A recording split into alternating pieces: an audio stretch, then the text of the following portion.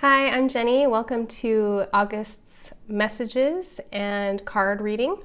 I have been channeling now for over a year, and I channel every morning, and I also open the Akashic Records every Sunday and do a more in-depth channel.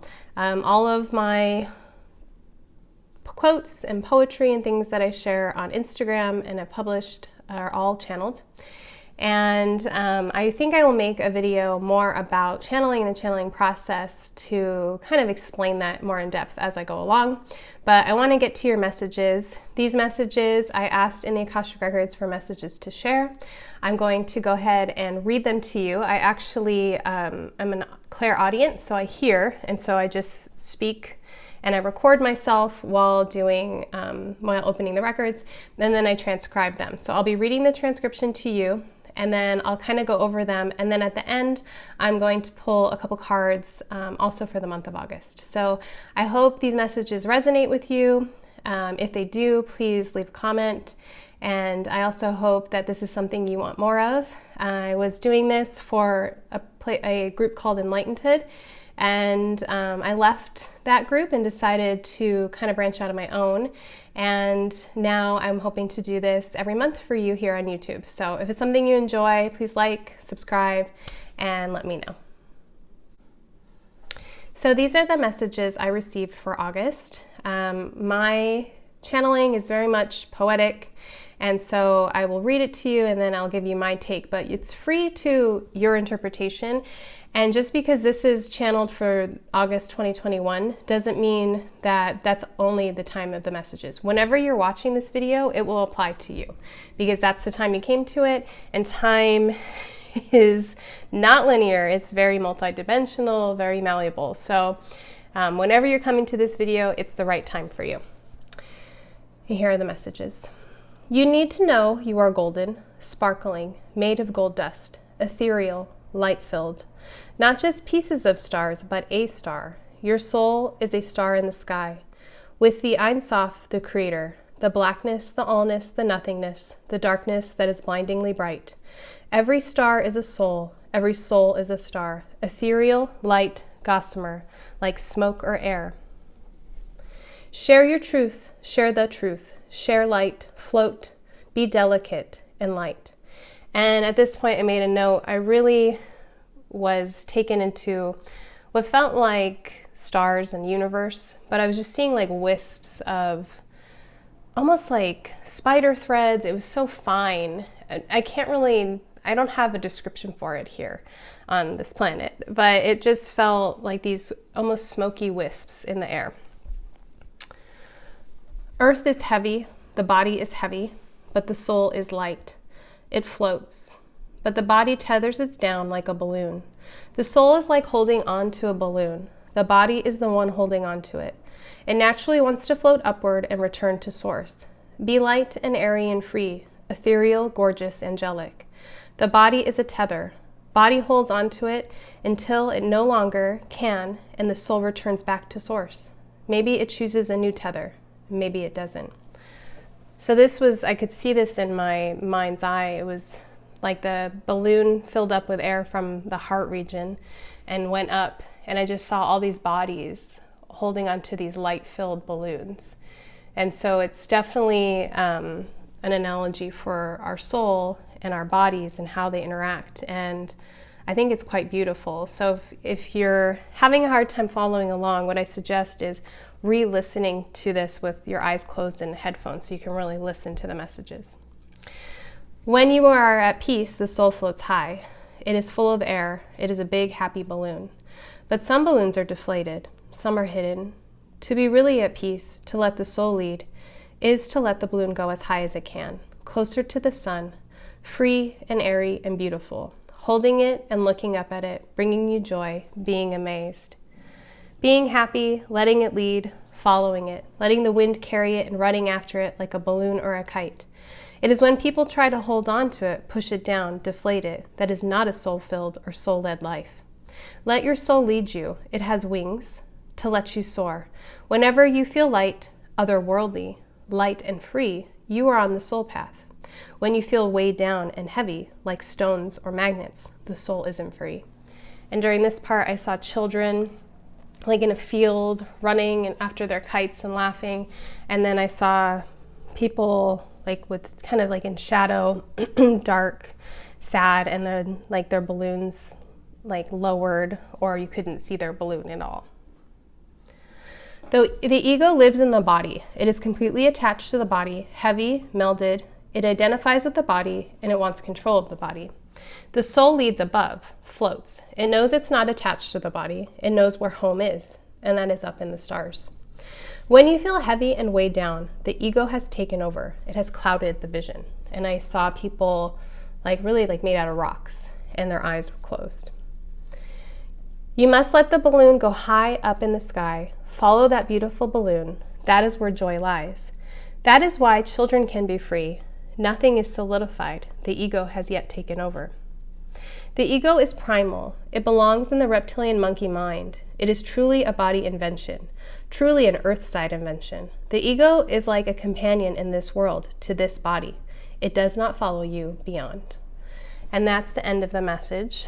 And like I said, to really maybe get a deeper meaning for yourself, I would re-listen with headphones and close your eyes and really try to visualize what my guides were saying. I'm going to go over what I think it means next. So just because these messages came through to me doesn't mean they are just for me. In fact, I asked what I should share with anybody who's watching this video. So I was like, you know, what should I share with people who are listening or ready to listen? And this came through, and I think it's a really detailed understanding of our soul, our soul's voice, our soul's purpose. Our soul is originating in the stars. It is a star. It comes earth-side into a body. The ego is in the body only. It doesn't follow you beyond this life. It is a body invention, an earth-side invention, and it's really an explanation of how to follow your soul's lead, you know, how to do that. And I love the image of a child with a balloon, because that's just something that's not going to last, which is interesting, right? And the helium doesn't last forever, but that's what makes it so fun and joyful. And it's really, it seems like if you let yourself be childlike, living in that moment with that balloon, not caring that it won't be there tomorrow, just so happy and letting you have fun, you know, like playing Don't Touch the Ground or whatever you want to do with your balloon. You're just tapping into that joy. And when you do that, that is a soul-led life. And that is really how we listen. And then the other part about the ego makes the body feel heavy. You know, when people are depressed or unhappy, you just feel so heavy. And, you know, people will describe it as that. I just feel heavy. I feel tired, weighed down. That's, you know, really being stuck in the body, being stuck in the ego. And that balloon, you're not even really maybe in touch with that balloon. You're not really even in touch with that soul. And so within us all, we have our ego, which it's described as primal and just in this body. And its purpose is to take care of this body and, you know, preserve it at all costs, which means sometimes it causes you great anxiety and fear.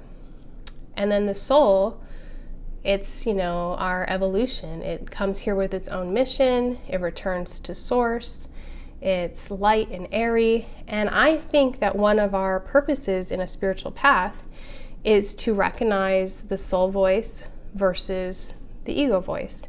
I don't think we can get rid of the ego, but I think we can learn to recognize it, recognize when it's taken over. When we feel heavy, then we know the ego's in play. Accept it and try to go back to listening to that soul voice. And I think the best way to do that is through joy. You know, whenever you're feeling heavy, think of this image that was given to us of a child with a balloon or a kite free in a field. What can you do in that moment to bring yourself that kind of joy? And I know, you know, you may feel the heaviness at work or something and you're stuck. On your break, can you go outside and just stare at, you know, the sky, or go out and touch a tree? Like anything that's going to give you that childlike innocence again. You watch children and they just are just running in nature and they're free and they're not weighed down, it's because the ego's not yet solidified. It has nothing to do really with being an adult and having a job and all of that. It's really that their ego is yet to have gelled in their body. And so their soul is just leading them from one happiness thing to the other, right? And so how can you do that in your life? And I think that's our lesson for August. August can be a month of transitions. We have Lunasa on the 1st, and that's the kind of the first harvest, and the summer starts to wane and we start to move into autumn, and autumn can be very deep, very reflective, and that's where a lot of people start to feel heavy. Depression can creep in, because when we haven't reflected in a long time, depression can sneak up on us. But we're being guided here to not let that summer fun go, not to let that freedom and that joy of the balloon and the kite and the running around and being free. We're being guided in August to hold on to that, to go back to that, no matter how hard it gets, no matter how heavy the world gets, no matter how bad the news gets, to do that. And that's how we really raise our vibration. That's a lot of spiritual talk about raise your vibration, and a lot of it just sounds like gaslighting, because it's like, oh, you're sad? Just raise your vibration. That is silly, right? Instead, this is more about step 1, recognize that the ego is in play. Step 2, accept that. Step 3, what small thing can I do to bring myself some joy? And if it takes you days to get to raise your vibration, that's fine. It's not a switch, right? It's a healing process. It's a healing journey. Okay, sorry about that kind of abrupt ending. My family came home from their walk a little earlier than I anticipated. But I think I was pretty much made my point. And remember, it's open to your interpretation. So whatever you feel about those messages is right? That's the whole point of messages from Source is, it's up to interpretation, and you don't need a priest or anybody to interpret it for you. I'm going to be using 2 decks for the reading. I'm going to be using Circles of Healing. This is Alana Fairchild's new deck. And Kyle Gray's, we call it the Mega Deck on his Angel team. But it's a combo of Keepers of the Light, and then you take out just the Archangels of Angel Prayers. So I'm going to be asking who is coming through for the month of August for everybody. And then I will be picking a mantra. So thank you, angels and guides, for showing me who is coming through for our audience here in the month of August. I'm also working with a weird tripod, so I know you can't really see the cards, but I'll show them to you. Okay, so we have 2 coming through. First is Archangel Azrael, and some people fear him because he is like the angel of death. He's the one that transitions us from this life to beyond. But it's very interesting that he came through, because it talked about in the messages about how, when our soul is done in this body, it returns to Source. And that's just part of life and part of accepting. He lets me know that August is going to be a month of change. So we change all the time. We're constantly evolving. Change is just part of life, and there's no need to fear it. And so instead, maybe ask yourself, how can I embrace change this month? And also look around and ask what change you want, and maybe kind of put some effort towards that change. I love working with Azrael. He has given me some really good channel messages. And he's the one, if you're ever interested in becoming a medium or connecting with passed away loved ones, he's the one to connect with. And the other one that came up was Sanat Kumara. He is part of the Council of Light. He is a star being, meaning he is an alien. He is not of this world.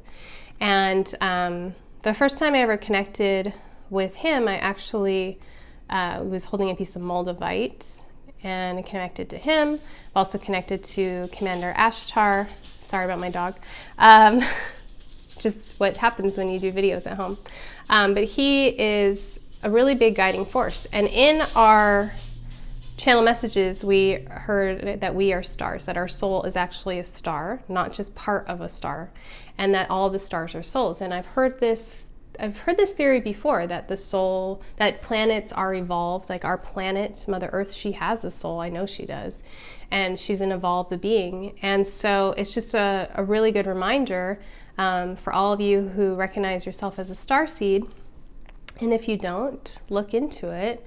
But it just reminder that we have star origins, that I believe I know my own soul did not originate from this planet, and I believe that that's the case for most of us, actually. And if that's too out there for you, then focus on Archangel Azrael. But yeah, these two together. So these two are coming through for the month of August. We have a lot of change and a lot of light activation. We have the 8-8 portal, which opens up the Lionsgate portal, which has to do with Sirius energy. So if you recognize yourself as a starseed, you might want to look into that. Maybe you are from Sirius. It's a very powerful day for me personally, and I'm looking forward to being out in nature. The way I like to celebrate it, be out in nature and then come home, meditate, and get my channel messages. So I think we have some big energy, some big change, and some good positive energy in August. And now, picking from my mandala deck. And we have, this is the affirmation for the month. I naturally attract a deep soul nurturing grace through an unconditional trust in the loving spiritual intelligence of the universe. I'll read it one more time. I naturally attract a deep soul nurturing grace through an unconditional trust in the loving spiritual intelligence of the universe. And I just feel like that's so amazing, because we were just talking about souls, and it's talking about really nurturing our souls this month. So again, it's really going back to the messages of finding the joy and letting your soul lead, and really working with your soul, nurturing your soul. And whatever nurtures your heart nurtures your soul. And really trusting in the loving spiritual intelligence of the universe. Trusting in that everything is as it should be, and that change is good, and that, you know, we really do return somewhere positive, and that we're all stars. So I hope these messages and this reading resonates with you. Like I said, I look forward to doing more of this. This one is a little awkward because everybody was home, and my tripod is an issue, but it's okay. That's kind of part of life. I still wanted to share anyway. So let me know how this resonates with you and how you feel about it. And if you have any questions, let me know that too.